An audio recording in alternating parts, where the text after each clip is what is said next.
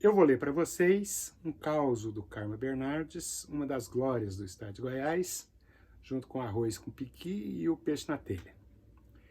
Carmo Bernardes nasceu em Passo de Minas em 1915, mas veio para Goiás com 5 ou 6 anos de idade, primeiro para Formosa. Depois ele se mudou para Anápolis, onde passou a juventude, e se descobriu jornalista e escritor. Em seguida, foi para Goiânia, onde viveu até os 81 anos, morrendo em 1996. É um grande escritor e o conto que eu vou ler, Numa Rodada de Diamba, eu retirei dessa coletânea publicada pela editora Codecri, a editora do Pasquim, com prefácio de Pedro Nava e ilustrações do Poti. Numa Rodada de Diamba. No Xambioá, fui subindo por uma rua beirando o rio e portei numa casa, porque escutei o gemor de uma pessoa lá dentro.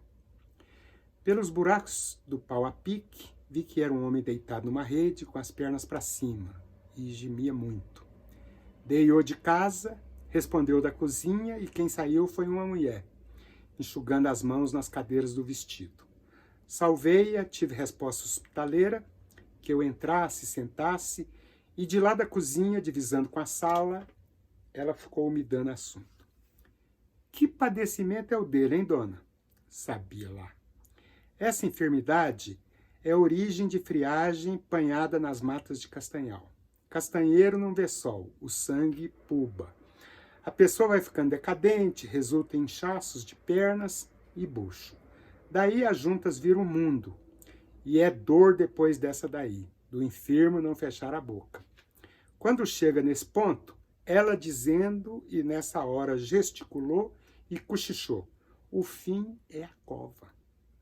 Engraçada a conversa dela. E eu fui dando curso e nós todos somos doutores, receitei.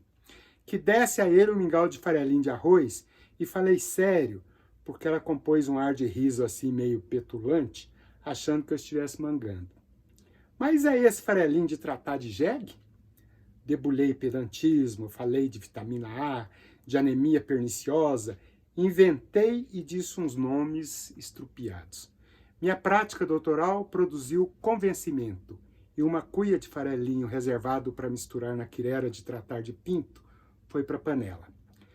Nossas contas se ajustaram, por conseguinte, porque tanto foi o seu espanto em saber que farelo de arroz servia de remédio, quanto eu estranhava um guisado que ela então mexia numa panela de barro, chiando na trempe. Finalmente foi tácito o nosso acordo. O doente tomou uma pratada do mingau marrom, do farelinho, e eu, cheirosa muito a comida dela, aceitei seu convite para jantar. Entrei no cozido de jabuti no tucupi com pirão de farinha de puba, entupi a cova dos vazios. Estou aí palitando os dentes, um assunto puxa outro, lembrei de um pecado. A senhora sabe de uma pessoa que serve para ajustar-se com a gente por uns dias, etc e tal? Indaguei e ela respondeu antes de eu concluir minhas exigências, me indicando um tal Quintino Capeva, que era prático e gostava de servir de guia. A casa dele é bem acolá, e me mostrou um rancho de palha escarapachado no barranco do rio. Tive pressa de ir-me embora urgente tomar uns ares, ansiando, como coisa que o jabuti crescia dentro de mim e eu ia virando um Michelin. Também o pensamento na imaginação pegou a criar imagens fabulosas e eu me via burlesco demais, na figura de um selvagem roendo as cambotas do jabuti com a cuia de pirão entalada entre os joelhos, sentado num cepo. Fiz a dona aceitar um dinheiro e na hora que dei até mais, indo ver o tal Quintino, corri os olhos lá na rede e vi que o enfermo dormia sossegado, com a boca aberta. De certo, o mingau tinha dado na sua fraqueza e seria a dispepsia a causa da sonolência. O Quintino se dispôs a dar umas voltas comigo, me dar a conhecer as matas do outro lado do rio, e agradei muito do seu moral. Seu rancho mostrava asseio, varridinho em redor, com uns pés de fumo viçosos na beira da parede e um caco de losna erguido num giral. Bem no beiço do barranco do Araguaia, de cá a terra de Goiás, e do outra banda o parazão velho sem dono. Na aguada, uma estiva de pisar, um casco velho de canoa adernado e um viveiro feito de caixa de cebola, cheio de peixes. Posei e de noite passei mal. Primeiro armei a rede, depois tive que descer. Aniei num colchão de palha de milho, porque embodocado não aguentava ficar. Estourava dentro de mim uma catástrofe, os arrotos que me sufocavam e me punham zonzo. A noite maior que minha vida já tenho visto escoar. Mexia no colchão, as palhas chiavam e os porcos grunhiam lá fora, pensando que lá vem milho. Ouvi o canto de todos os pássaros da noite. Soube que, por haver contado as cantigas, quantos galos existiam na vizinhança. Ora havia em que o infarto supitava muito, como coisa que um monstro crescia dentro de mim. Os ouvidos tiniam. Uma vez dessas, arrebentou o tampo, e eu nunca avaliava que a barriga de um cristão coubesse tanta massa e água amargosa daquele jeito. Quando a alva veio rompendo, e que eu já imaginava que meu fim era chegado, ouço o Quintino raspar a goela lá em sua rede, dei miles graças a Deus. Seu Quintino, me acode por caridade. Parece que já tenho 2 voltas de tripa fazendo cosca aqui no pé da língua. Se Deus não tiver dó, acabo virando as avessas. Foi que ele veio de lá fungando me ver. Passou a mão dura na minha testa, frangiu a asa do nariz e me consolou. Tem nada não, doutor. Se o senhor me permitir não tomar como abuso, é já que eu lhe faço uma tisana que corta esses enguios. Ah, pois anda com essa receita, homem de Deus.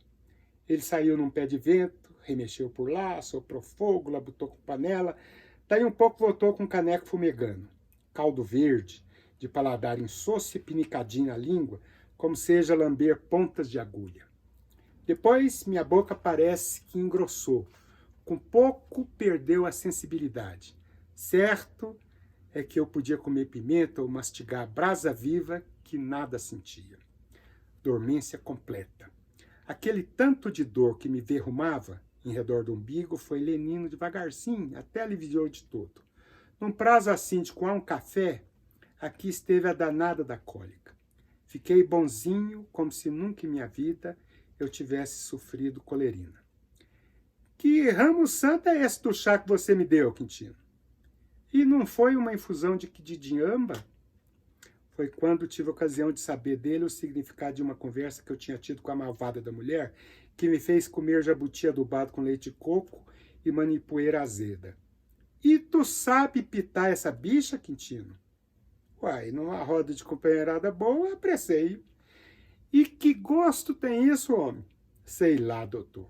Dou testemunho que é um cinema esquisito nas vistas da gente. E é o que depois de muitas tragadas, o companheiro está de jeito que o mundo alisa todo na frente. Fica sem serra e sem ladeira. Tudo vira vargem. Dívidas ninguém mais tem. Bobajada de acanhamento some. Passada a regulação de uma semana, eu já sacudido e refeito da colerina, o Quintino arranjou uns companheiros onde havia 4 mulheres e botaram para cima uma roda de erva. Entrei no meio.